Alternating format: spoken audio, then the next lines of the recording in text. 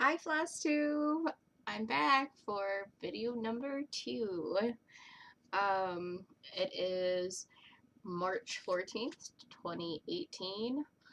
I just wanted to start by saying thank you for your very, very warm welcome. I think my video was up for only a couple of hours, and then I got a message from Donna Ray Barrow from Flannel Jammy Farm, and I was just she also shouted me out, and I was just overwhelmed by the kindness, and we've been talking on Instagram, and it was just so sweet that I already made a friend, and I was like really excited to make a friend on FlossTube, especially when I've been watching you guys so much. um, I've been watching Beth from Heartstring Samplery because I'm interested in hearing about her designs, and because I'd like to be a designer myself, perhaps one day. But I did stitch like one of her designs, and yeah, so that's what I've been watching recently. I actually just got done watching it, so I was stitching, which I'll show you later.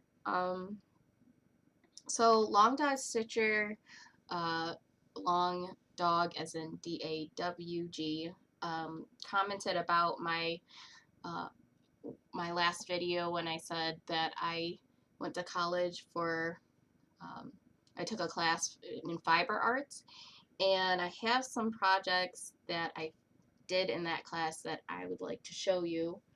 So I have them here. So this was one of my big embroidery projects that I had to do, and we are not allowed to do like pictorial. Actually, I think this might be upside down. Yeah, not allowed to do pictorial things, like in cross stitch, where you have, you know it's a dog, you know it's a cow, you know what these animals are. Um, Apparently, we're only allowed to do like abstract things, and I really, I really don't excel at that. So this is my translation of, we had to do metamorphosis, the word metamorphosis, and I did a butterfly for obvious reasons, metamorphosis, and we were supposed to get like color changes, like gradual color changes. So this is not cross stitch, but it's embroidery, and most of these stitches here are satin stitch, and since it's been like not behind any like frame or anything, the stitches have gotten loosened a little bit because satin stitches are really long stitches. If you've ever done one before, that's basically the process. Is they're really long stitches from your needle goes in here, and then further all the way here, and the looser stitches are going to be like the really, really long ones. So I loved it. This was several hours of work, but I feel like it was faster than some of these giant cross stitch projects. So it's really amazing, the heights that people do, because I understand from even doing a small project that those things are crazy. Like, wow, you must have spent thousands of hours on that. I only did that in a week, and I just was overwhelmed by that large project. So here are a couple of the silk painted scarves that I did. I didn't iron them, although I thought about it. And I don't have to stand back a little bit to show you. And my boots are on the ground, like stopping my chair from moving. Okay. Sorry, guys.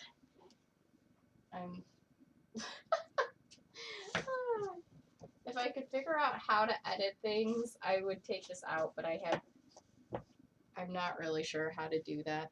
So anyways, here is one of my silk paintings. It is the samurai helmet of Glitch Mob. My brother was really into this this band, so I designed this in mind with giving it to him. So the process of silk painting is you use this resist. It's called gouache, or I think I'm saying that right. Gouache, or I think it's gouache. But anyways, it's almost like when you do watercolor painting, there's a resist you can use for watercolor too, which is salt. And basically what it does is it stops the paint from going on that portion, and it'll do, it'll be a resist where it's just white there. So this is my second one, and this was inspired by Japanese textile. Oh, it's really pretty in the light. So there's water, and I called this one Swan Lake. And so I looked at textiles, and I tried to get a lot of shading in with this one. And I have some cherry blossoms and a couple little swan motifs. So I did really like doing that project. I wish I could do more, but you have to have like a stretcher frame for like, kind of like for paintings, for creating a painting, like stretching canvas. That's what we used. So I did some smaller projects after I learned some embroidery stitches. This one we had to do for school was the word division. So I did one half this color and one half that color, and then I added a rainbow in the center. I can't remember exactly what was my reason, but that one uses the feather stitch, so you can see up close. So here's another one that I did. I used a printed sushi fabric, and I did stitching on each one of the sushis. So if you can see up close, like this portion here is all stitched, and this one is like satin stitch. And I added like the netting, like the entire portion that's not a part of the fabric. I added the netting because they're fish caught in my net, ready to be eaten. So I really like Hayao Miyazaki. I said in my last FlossTube that he's my favorite like movie director and artist. So I did the Studio Ghibli. This is like the front, the first thing that you see in their movies is this is their logo. It's Totoro. And I just did that with mostly back stitching. So I have a couple things that I did that was screen print. So this one was inspired by Sailor Moon, the moon and the star. And if you can see, sort of, there's girls that have headphones. And I accidentally did the music notes backwards, and you think since I play an instrument I would get it right, but I, ripping it out, get ready. And this is like a starburst design. It was inspired by Japanese as well, with their sun like flag. And I did a lot of layering to get this effect, and a running stitch around the bows. And this one, very, Andy Warhol was my inspiration for this. Does a lot of, like, prints that are repeated of, like, famous kind of icons. Like, this kind of reminds me of the Rolling Stone lips with the tongue, but no tongue.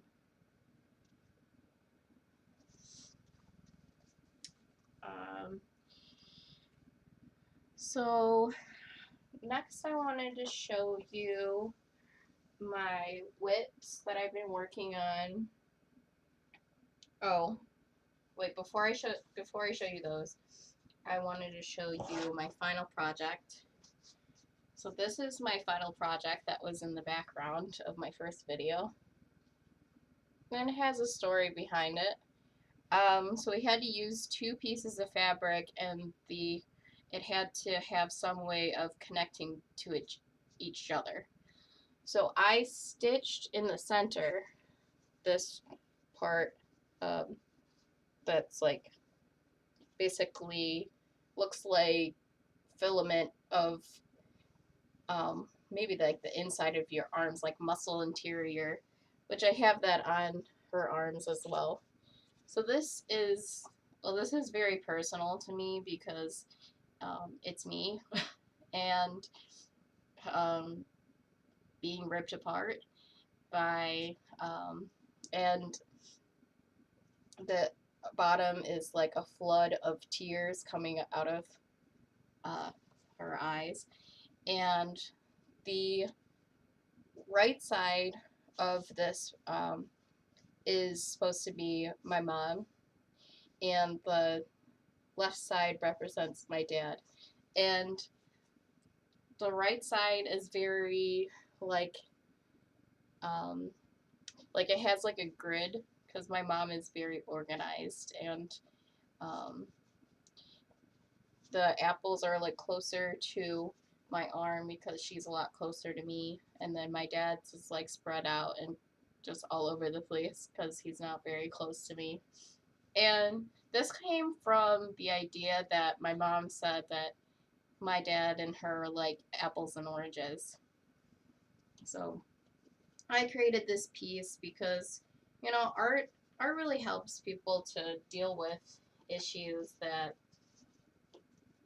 I mean, that you can't really tell some other people sometimes. And that's kind of where like my art comes from, is that I'm able to deal with a lot of like things that happened in the past that it's hard to even talk to anybody about through my art. On a lighter note, sorry to be a downer, I got a lot of gifts, and I wanted to show you guys my whips. I got a little bit sidetracked. So this is one of the whips that I didn't show you last time. It's a little cottage, and I changed the fabric to linen from Aida because I don't really like Aida that much because it's stiff, and I like the feel of like the linen. It's softer, but it's supposed to be this, and I like this a lot because it says, "Our little house is sweet and small, but in our heart there's room for all." And I really feel that sentiment because my house is not a castle, but it's my own castle, and the people that come here are very near and dear to me. Here's another whip I've been working on just recently. So I love stitching hearts, and I will stitch hearts nonstop if given the chance. And so I finished. I'll move on to this. I finished Bunny. It's so small and cute. And I added the little March in 2018 and my initials. But this one is the chart that goes before this one. And I'll show you what that looks like in the Just Cross Stitch magazine. It looks like, oops, looks like that. So I'm thinking I'm going to do them all because they were so fast and I've been really wanting to get finishes in, but I haven't been able to. A couple things I have planned as gifts are I'm actually stitching something for Chelsea, and I don't know if I should show it to you because I'm like, well, I don't think she's gonna watch my FlossTube, but maybe she will. Oops, you already saw it. But I will show you what I'm planning on finishing it with. Homespun fabric and little hens. Oh, can you see them on there? There you go. Little chickens, buttons. I doubt she'll watch my FlossTube, so perhaps I will show that at some point, but I'm trying to wait until I'm finished. I'm sorry, I'm a little bit all over the place. The other plan I have on doing is my girlfriend's having a baby as well, and I found this at a thrift store, the bunny alphabet, and yes, it is very 80s. I mean, this is possibly from the 90s. Oh, 1989 by Leisure Arts. The little bunnies. What I really love about these leaflets, if you could ever find them at the thrift store, is that the charts are all in color. And I don't want to show you the chart, but the charts are all in color, and they're very easy to read. And then I got this one from the thrift store, Just Berries. And it has cute little ideas of like what to do. Like you could put it on a jam jar or on a bread basket or this Afghan. I mean, I love that.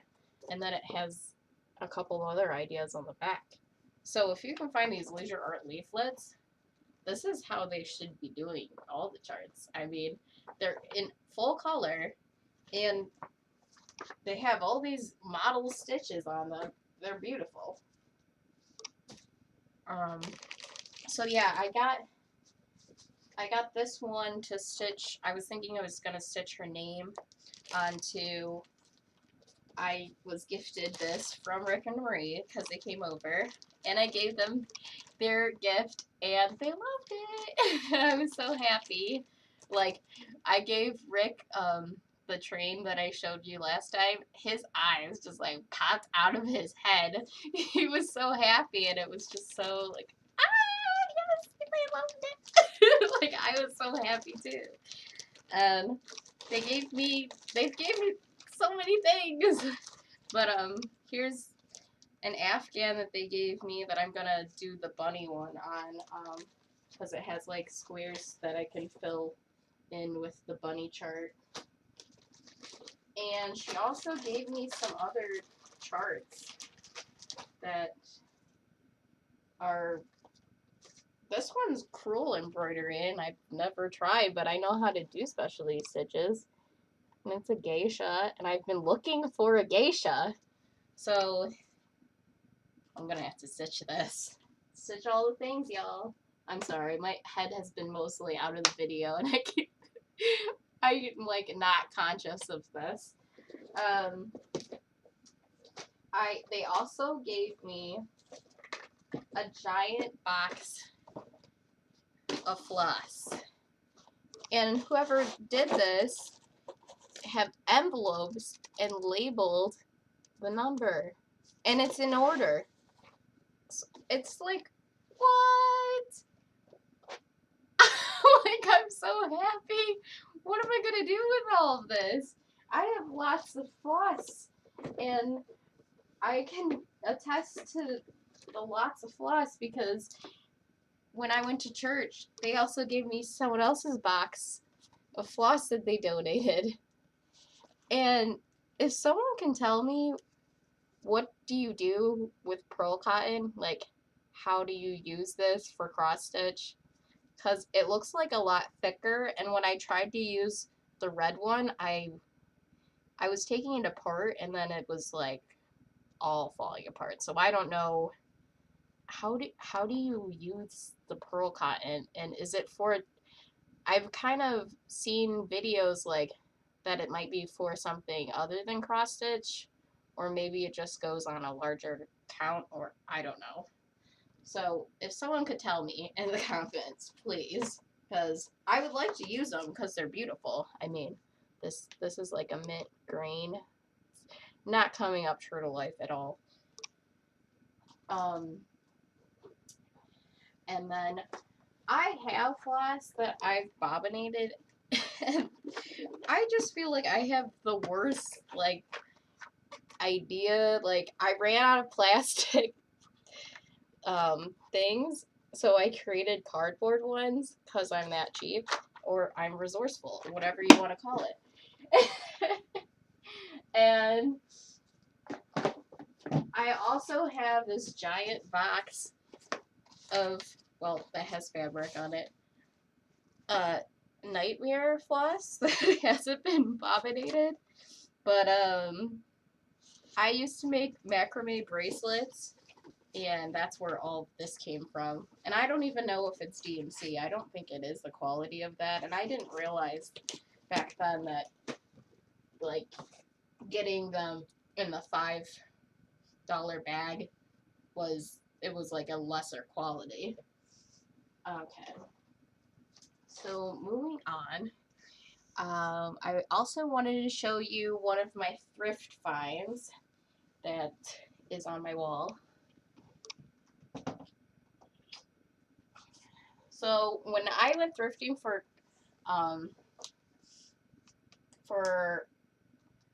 cross stitch stuff, because I saw Priscilla and Chelsea doing that, and they found all this floss, and I have not found any floss, but I found some fabric. I looked in the frames, and this was my first piece that I found. It is, oh, this is impossible. I'm sorry, people. It's Thomas Kincaid. I think it was the Light Bridge or something. I don't know how to show you without, there we go, kind of. Only if I could show you close up. All of these flowers, like on this side, is French knots. I've had so much trouble with French knots and finally figured out how to do a colonial knot. I cannot even imagine doing thousands and thousands of French knots. Yikes. Honey, oh my gosh, no. And then in the sky, there's Krennic. So I got really lucky at Joann's, and I found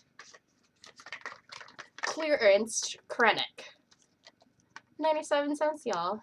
Plus, I could use my coupon because they recently had a thing where you could use your coupon on even clearance items. So this is going to go in some projects. So I just want to end this by showing you some of my quilts. And I'm sorry, I don't have a lot of space in my room. One room to rule them all. This is my first quilt,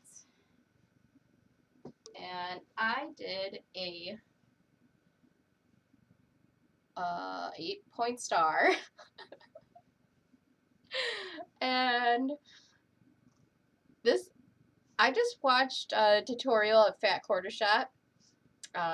One of the ladies, I can't remember her name, did a tutorial of the star, and she did a great job, and I was able to reproduce it. And this is my, I didn't have to buy fabric because I had all of it. And that's kind of a recurring theme with my quilts.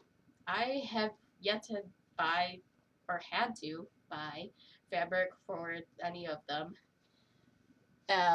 This one is just muslin that I bought for class when I was gonna make patterns with it. That didn't happen. It went in a quilt. and then this one, I was at my first sewing class for school.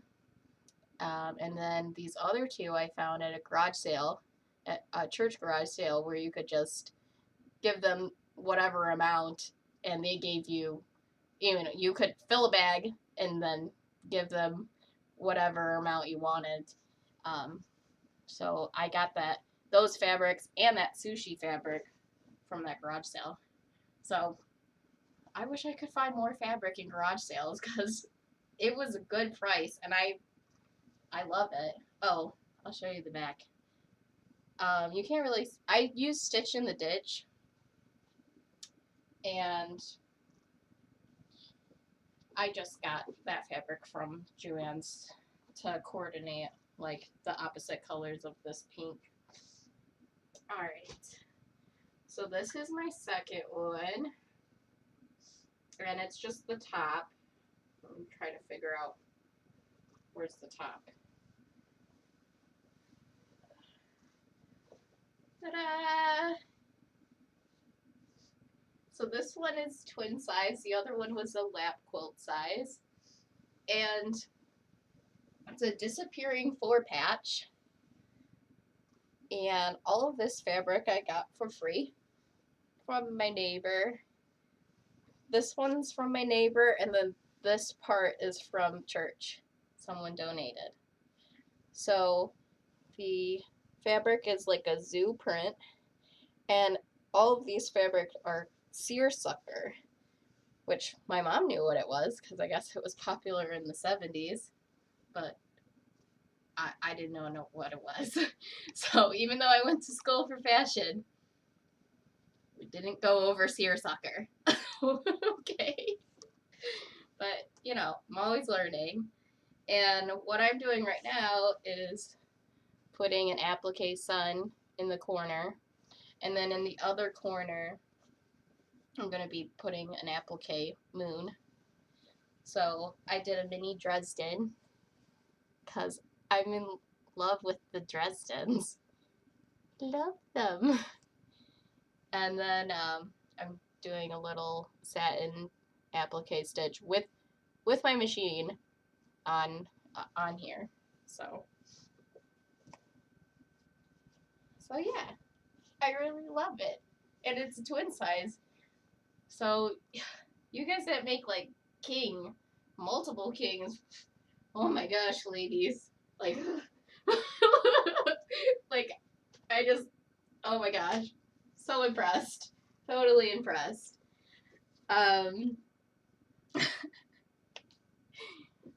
Now I have to try to get this chair back over there, but I just wanted to end with saying